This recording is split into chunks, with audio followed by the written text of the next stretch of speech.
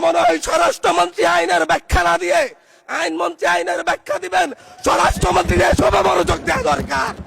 স্বরাষ্ট্রমন্ত্রীর মনোযোগ দেওয়া দরকার। সারা দেশে কোথায় কোথায় সন্ত্রাসীরা রয়েছে সেই সকল সন্ত্রাসীদের তালিকা করে তাদেরকে বিচারের ব্যবস্থা করা দরকার। স্বরাষ্ট্রমন্ত্রীর উচিত মাননীয় সদস্য নেতা কর্মীরা হত্যার শিকার হয়েছে তাদের বিচারের ব্যবস্থা করা দরকার।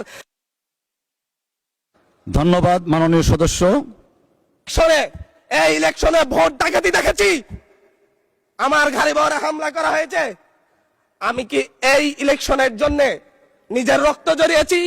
আমি আজকে স্বরাষ্ট্রমন্ত্রী আছেন, মাননীয় প্রধানমন্ত্রী আছেন, আমি এখানে প্রশ্ন করি আমি কি রক্ত জড়িয়েছি? আমরা রক্ত জড়িয়েছি বলে আপনারা আজকে সংসদে প্রধানমন্ত্রী স্বরাষ্ট্রমন্ত্রী হয়েছেন।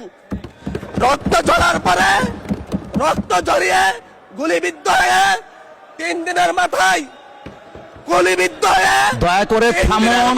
মাননীয় সংসদ সদস্য আপনার বক্তব্য অব্যাহত রাখুন।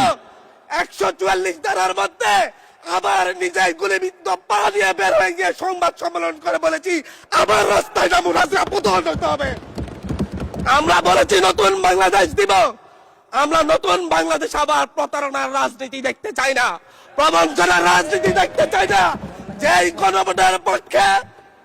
গণভোটের পক্ষে আমাদের মাননীয় প্রধানমন্ত্রী প্রচারণা চালিয়েছেন, যে আদেশের পক্ষে মাননীয় সরকার দলীয় সংসদ সদস্যরা প্রচারণা চালিয়েছেন, আজকে এখানে এসে কেন এটা নিয়ে আবার দীর্ঘ আলোচনা হতে হবে? আমরা 90-এর গণঅভ্যুত্থানের কথা বলে যাই নাই। 3 জোটের রূপরেখা হয়েছে, বাংলাদেশ গণতান্ত্রিক ভাবে উত্তীর্ণ হবে কথা দেওয়া হয়েছিল, কিন্তু 94 সালের মাগুরার নির্বাচন কারা আয়োজন করেছিল? কারা 94 সালে মাগুরার নির্বাচন আয়োজন করেছিল? আজকে আবার এই সংসদে দাঁড়িয়ে আবার এমন একটা ব্যবস্থা নিয়ে যাচ্ছেন, আরেকবার যে মাগুরার নির্বাচন আয়োজন করবেন না, এর নিশ্চয়তা কে দিবে? এর নিশ্চয়তা কে দিবে? আমি আমার সবচাইতে কম বয়সী প্রার্থী হিসাবে নিজের প্রার্থীটা জমা দিয়ে এলাকায় গিয়েছি প্রচারণা করতে। 3বার হামলা শিকার হতে হয়েছে। আমি সংসদ সদস্য হিসাবে এলাকায় গিয়েছি, সেই জায়গায় আমার উপর হামলা করেছে, সরাসরি ভিডিওতে দেখা গিয়েছে। অস্ত্র নিয়ে, দেশীয় অস্ত্র নিয়ে আমাকে কোপাতে আসা হয়েছে। তারা কারা? ওরা তো তারাই যাদের প্রত্যেকের হাতে বিএনপি দলীয় নেতা কর্মীদের রক্ত লেগে আছে, প্রাণ লেগে আছে। এই বিশ্বাসঘাতকতা মাননীয় স্পিকার, এই রাষ্ট্র আর সইবে না, আপনারাও সইতে পারবেন না। বিশ্বাসঘাতকতার মূল্য এই দেশে আবার দিতে হবে আপনাদেরকে।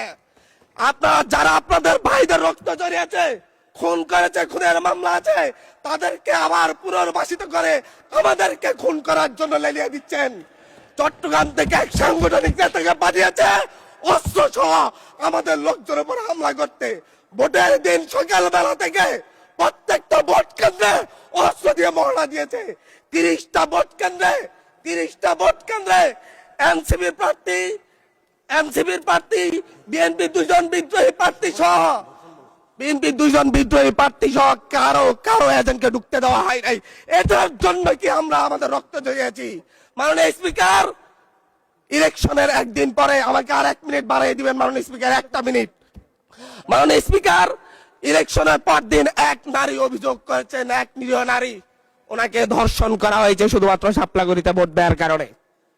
1 ঘন্টার মধ্যে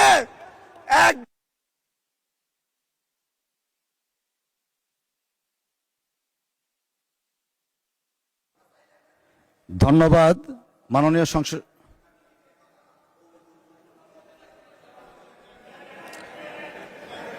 আচ্ছা ঠিক আছে, 1 মিনিটের মধ্যে সংক্ষিপ্ত শেষ করবেন, 1 মিনিট। মাননীয় স্পিকার, একজন ভুক্তভোগী নারী অভিযোগ করেছে ওনাকে ধর্ষণ করা হয়েছে শাপলাগুড়িতে ভোট দেওয়ার কারণে। সার্কেল এসপি 1 ঘন্টার মধ্যে বলেছে এই ধরনের কোনো ঘটনা ঘটে নাই। আজকে 42 দিন পার হয়েছে, এখনো ডিএনএ রিপোর্ট আসে নাই। মামলা নিতে 3 দিন দেরি হয়েছে। সিভিল সার্জন অফিস তদন্ত কমিটি করে দিয়েছে, তদন্ত কমিটির রিপোর্ট জমা দিয়েছে। ভুক্তভোগী নারী জানে না তার তদন্ত রিপোর্ট কি এসেছে। এই ভয়াবহ পরিবেশ তৈরি কারা করছে? আমার মনে হয় স্বরাষ্ট্রমন্ত্রী আইনের ব্যাখ্যা না দিয়ে আইনমন্ত্রী আইনের ব্যাখ্যা দিবেন। স্বরাষ্ট্রমন্ত্রীর এসবে মনোযোগ দেওয়া দরকার। স্বরাষ্ট্রমন্ত্রীর মনোযোগ দেওয়া দরকার।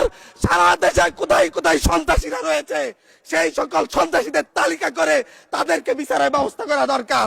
স্বরাষ্ট্রমন্ত্রীর উচিত ধন্যবাদ মাননীয় সদস্য। নেতা কর্মীরা হত্যার শিকার হয়েছে তাদের বিচারের ব্যবস্থা করা দরকার। ধন্যবাদ মাননীয় সদস্য।